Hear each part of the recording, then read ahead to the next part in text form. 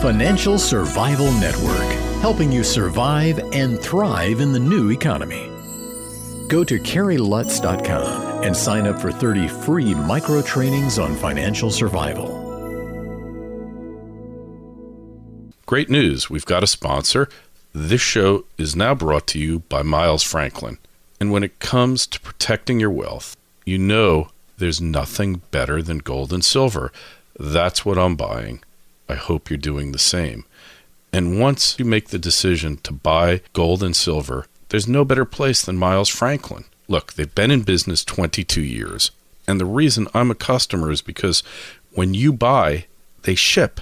Go to milesfranklin.com or call them at 800-822-8080 to get a free quote.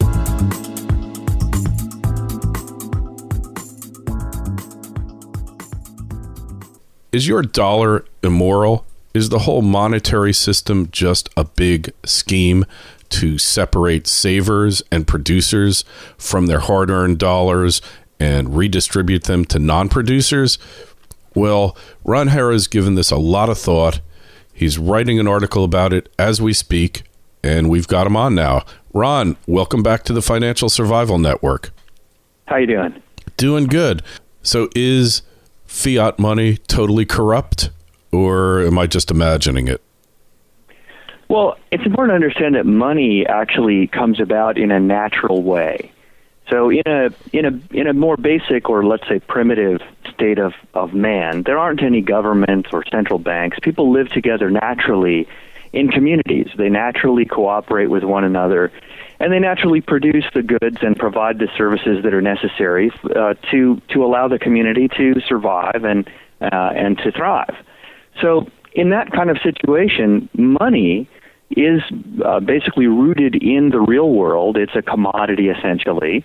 And whatever commodity is most commonly used as a medium of exchange becomes money. So money arises in a natural way. It's not imposed artificially. And when we talk about fiat currencies, which are produced by a government or by a bank, those are always forced onto the population or the citizenry. And those currencies are therefore immoral, because coercion is actually the root of immorality. Right. So you have these legal tender laws that say this dollar, or whatever the currency is good for payment for all debts, both private and public, I think is pretty much what it says on there. And every fiat currency scheme always has a legal tender law, right? Well, yeah, and actually that would never have come about. Those laws also relied on what's sometimes called the gold confiscation in the United States in 1933, which basically was an executive order by President Roosevelt at the time, compelling people under penalty of law, $10,000 fine or 10 years in prison or both, to turn over all their gold certificates and exchange them for Federal Reserve notes. So that's just an example of coercion. The whole point is that you can't just declare that something is money unless you can also force people to use it. And that coercion is actually the first element of immorality. In addition to that, to make matters worse, so to speak, when you have an authority that can create currency out of thin air, now keep in mind they're not creating value or wealth out of thin air, they're just literally creating currency units. When any entity has that power, it inevitably is abused. It produces cronyism, it produces corruption, and it redistributes wealth from savers and producers, as you mentioned yourself, to those who have the power to create that currency, or that are close to the center of currency creation. So banks, for example, that are closely linked to the Federal Reserve can profit by inflating the currency supply or the money supply, whereas most people are impoverished by that. So it's yet another example of the government picking winners and losers, right? Yeah, that's right. But it's even worse than that, because when you inflate the currency supply, not only does it redistribute wealth, I mean, in other words, it's unfair. It also produces price instability. Price instability produces economic volatility, so it's destabilizing. And more than that, it actually undermines the the society itself. So when you have basically a redistribution of wealth through the creation of currency, you have a small group of people who profit from that, whereas the majority of people are relatively poorer as a result of that. That's a something for nothing kind of mentality. When you create currency units and redistribute you change the distribution of money, and therefore you change the purchasing power that exists in society in favor of one particular group. That actually is an example of moral hazard, and it basically undermines the moral structure of the society, because you can see that the wealthiest, most successful people are benefiting from a something for nothing scheme. And that becomes then the way to prosper in society is to develop your own something for nothing scheme, and that basically is immoral, and it undermines the moral fiber of the society. You know, it reminds me of that song by Dire Straits, which has subsequently been censored in Canada, Money for Nothing and Your Kicks for Free. And it also reminds me of when I was a kid, I could never beat my brother at Monopoly. And I never understood why until I was older and I realized he was cheating.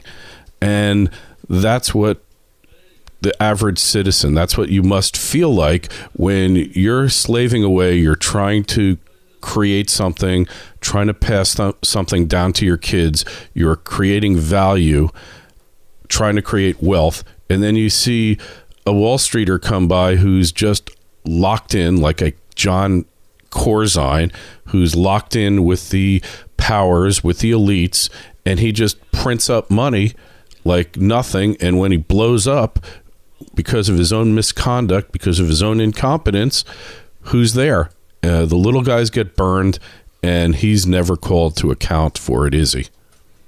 Well, we have gross imbalances in our economy and in our legal system today. In fact, the very rule of law, in fact, has been undermined in our country, because we have this, it started with the too big to fail doctrine. I mean, of course, the roots go back to the creation of the Federal Reserve and the fact that we have a fiat currency. But more recently, since 2008, this too big to fail doctrine has basically magnified the moral hazard of fiat currencies, because now what we're saying is, or what the government is saying, is that banks or large institutions aren't allowed to fail, and if they are going to fail financially, they will be bailed out. Basically, they'll be given cash. Well, that cash is printed out of thin air.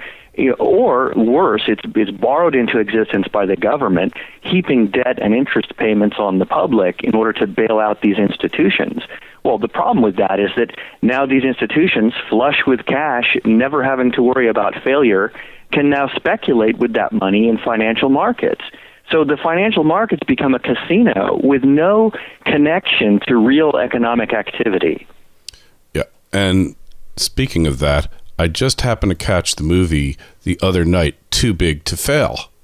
And they're trying to portray Paulson sympathetically, like, oh, this poor guy, he just got stuck in the middle of it, and, it was so big, and he was feeling sick, and he almost lost his health over it. There was no mention of him helping out Goldman, getting rid of their biggest competitor, Lehman, and that even in the winners and the losers, the government picked the too big to fails that they wanted to save and let the others go down the drain, or they merged them. It's just mind-boggling to watch the whole thing unravel.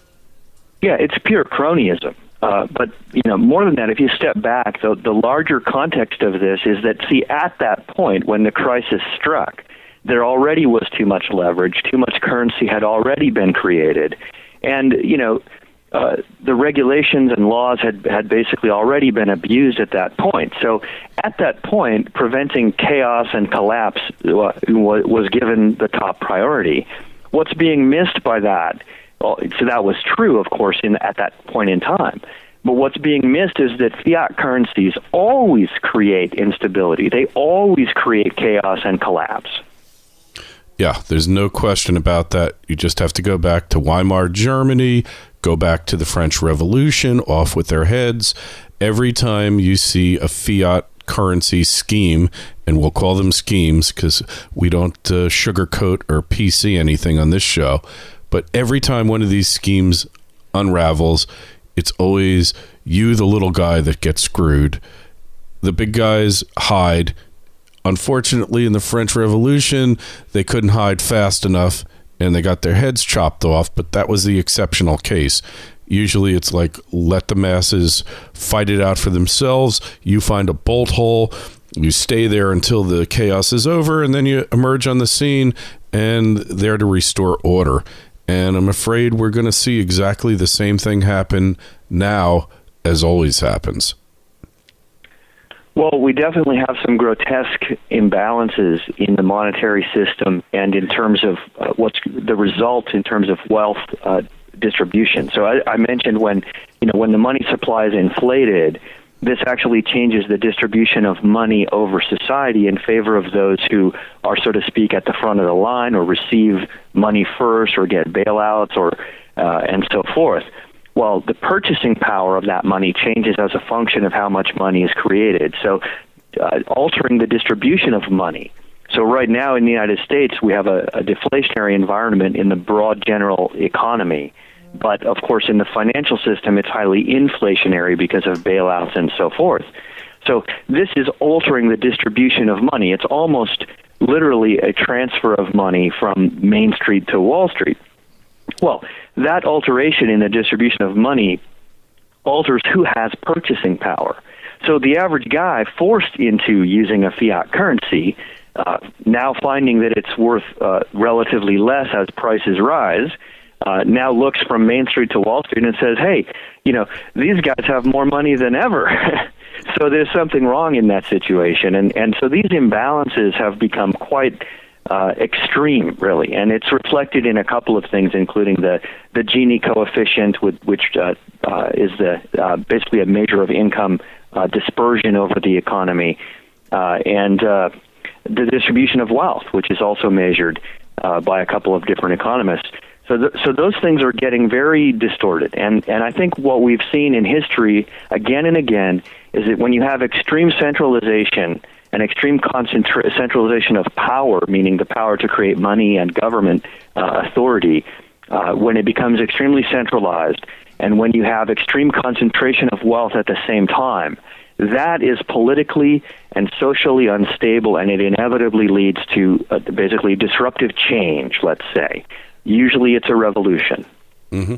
Well, that's what John Maynard Keynes said. There's no other way to affect change in society than to debase its currency. And if that's what this is all about, then they've been extremely effective. Well, we're definitely in an unstable situation now, and it's becoming more unstable. If the economy were to recover, if we were to, at a more robust pace, let's say, if we were to allow these too big to fail banks to fail or break them up so that the component parts could be allowed to fail, in other words, to discourage speculation and stop the paradigm of unending bailouts and unlimited liability for the government and the public, then maybe you could prevent the inevitable disruptive change from taking place. When I say inevitable, I mean theoretically it's not inevitable, but there certainly is no political will in Washington, D.C. to change the current structure. Or any other capital in the world for that matter. I don't see any country that has an interest in restoring equality and equity into their monetary systems.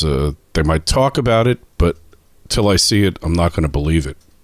No, in fact, we're going in the exact opposite direction. If you look at what's happening with Greece, so when you have the people basically, rising up against the government, because the government is following the direction of, let's say, the IMF, or in the case of Greece, the EU.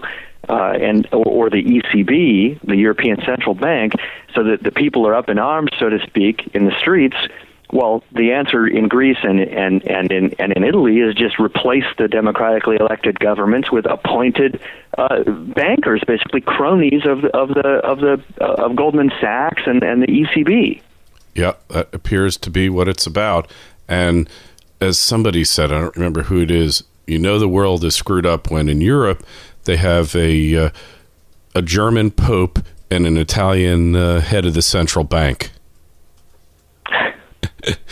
But that's for another day. So the way out, what's the way out here, Ron? Do we have to have an unmitigated disaster to have any possibility of getting through this thing? Or can sounder heads, more reasonable people prevail? Well, I'm not optimistic about the distortions in the monetary system and the resulting redistribution of wealth, and the distortions in terms of the concentration of wealth that's taking place in Europe and in the United States. I'm not optimistic about changing that because there is no sign of political will to change it. I mean, in other words, it's an agenda, so to speak, that's basically the agenda of the big banks, and there's no political will to challenge that. So as long as that remains in place, I think we're going to continue to see basically economic decline, which is to some extent structural in Europe and in the United States. And I think we're going to see continued concentration of wealth, and we're going to see continued social unrest. So I'm really not optimistic. Politicians have the power of legislation. They can change the laws. They can break up these too-big-to-fail institutions. They can change the monetary system. They can take away the power to create currency out of thin air from central banks. So until the political structure changes, there won't be any monetary or economic change, and therefore we can say that current events project future trends, that we will see continued and magnified problems just as we've seen in Greece. Yeah, well, I think it's the old maxim that a trend in motion continues until the trend ends, and usually there's an external force that ends it. And I think the external force is going to be collapse of the system and people refusing to accept the legitimacy of the government and its cronies to have control, dictatorial, absolute control over their lives. So hopefully that will come about sooner without all the chaos. But again, certainly there's not a lot of reason for optimism. But when you're reading Hera research and you're investing in mining stocks, there's a lot of reason for optimism, isn't there? Well, you don't necessarily have to go broke yourself because the monetary system is going bust. I mean, that's why I invest in natural resources, including precious metals producers, basically gold in the ground, silver in the ground, copper in the ground, companies that are producing commodities that are rising in price because of fundamental supply and demand factors. And then the afterburner for those is the fact that as currencies are debased, because of money printing by the Federal Reserve or the European Central Bank, prices will rise even higher, increasing potentially the leverage that some of those stocks will have to the underlying commodity prices. So that's my own personal approach. But before we wrap up, I did want to mention that the Soviet Union actually collapsed because of this question of government legitimacy. I mean, that really had a lot to do with it, that at some point the troops and the people and the local governments just ignore the central authority. And so, in a sense, I'm optimistic that we can have a change that's, maybe it's obviously will have to be disruptive, but a change that's nonviolent. It's not catastrophic. Right, not catastrophic. A change that's nonviolent, it would definitely be disruptive. But if you look at Russia, 10 years later, after the collapse of the Soviet Union, we had robust economic growth in Russia and some of the satellites. So that was a situation where government legitimacy basically collapsed. Okay. And I think that that's actually the most likely scenario for the United States of America. I'm not sure exactly how Europe will play out. It's more complicated. But I think for the United States that's the actual endgame scenario, is that the legitimacy of the federal government and of the central bank basically is growing weaker by the day as the concentration of wealth and the economic distortions resulting from the monetary system grow more and more grotesque. That's interesting. I haven't considered that option, that basically the Fed and the federal government will die with a whimper, not a bang, but it certainly is a possibility. And one other question that I wanted to address, dealing with mining stocks, but the stock market in general. Apple's move to pay a dividend, well, it's not the most overly generous dividend on the planet by any stretch. You think that's going to have an effect, a carryover effect on other stocks that are sitting on these humongous hoards of cash? Well, I think the handwriting's already on the wall. I think that the tendency for companies that are throwing off a lot of cash to pay dividends, that's already a growing trend. So to answer your question, I think we'll see more companies offering dividends as we move forward in time. Unfortunately, although those companies are doing well, which is a good thing, that doesn't fix any of the underlying economic or monetary issues. Oh, absolutely not. But in terms of your own personal investment discipline and approach, I mean, I've been a contrarian and I've been a dividend investor really for the past 20 years, and it's done me pretty well when I've followed it. When I got into the growth stocks, and I put that in quotes, and the dot bombs, that was when I got killed. When I invested in utilities and called the interest rates properly, I cleaned up. And in other dividend yielding stocks, like after the crash, went into all these MLPs where they have to pay out a certain measure of their earnings every year or else they lose the MLP status. All I'm referring to is dividends in terms of a discipline. Maybe we're all going to turn into dividend investors again like we were at the early 1900s before the Depression. People valued stocks based on dividend and the discount model based on cumulative dividend flow. Yeah, that's an interesting point, and actually a very good approach. However, with the resource stocks, I have to take it one company at a time. So whether a particular company should pay a dividend or not pay a dividend just depends on that particular company's growth profile and what their cash flow situation is. I don't necessarily want to see companies pay dividends if they could better invest that money building the business. Absolutely, and that ties in with the capital structure of the company, how much debt you want on the books and all that. But the other thing is not to get into conspiracy theories, because we're not into that. We're into facts, not theories. But in companies that are doing extremely well, that have a high short interest ratio, putting in an aggressive dividend policy will blow out those shorts faster than anything else, because a short has to pay the dividend on the stocks that they've shorted. And that's why when you see high dividend yielding stocks that are fundamentally sound, they have very low short interest. Yeah, I agree, and I think that's why it's particularly intriguing that some of the junior resource companies are starting to pay dividends, because I think that will ultimately make the resource sector less volatile, because it will put a damper on short selling. I agree. Yeah, so dividends for dividends' sake, to play with the stock price, no.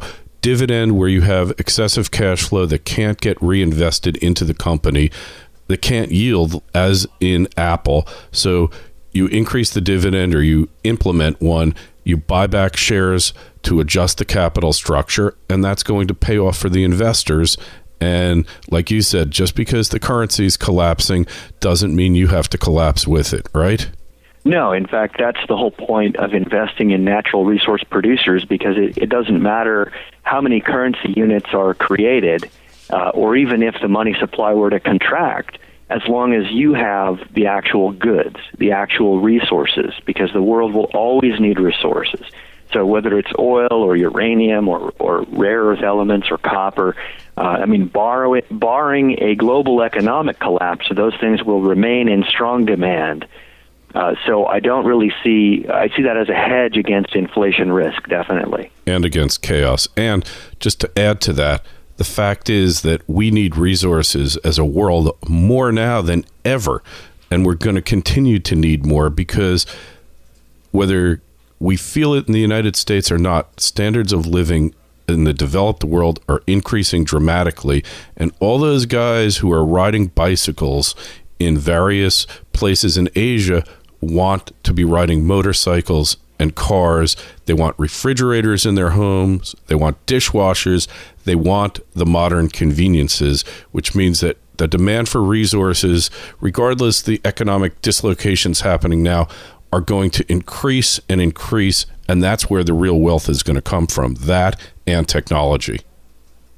Yeah, that's right. I mean, when you see economic development in China and India and the rising middle class in those two countries, the robust growth that they have in those countries. Even now, with the Chinese economy slowing down, which I believe will be a soft landing, we're talking about growth of only 5% per year. Well, that's more than enough to maintain China's demand for oil and copper and other resources. So I don't see that demand waning at all. And you brought up a good point, which is that when those people have more money to spend, they're not spending it on services or entertainment. They're buying refrigerators and cars and appliances for their homes.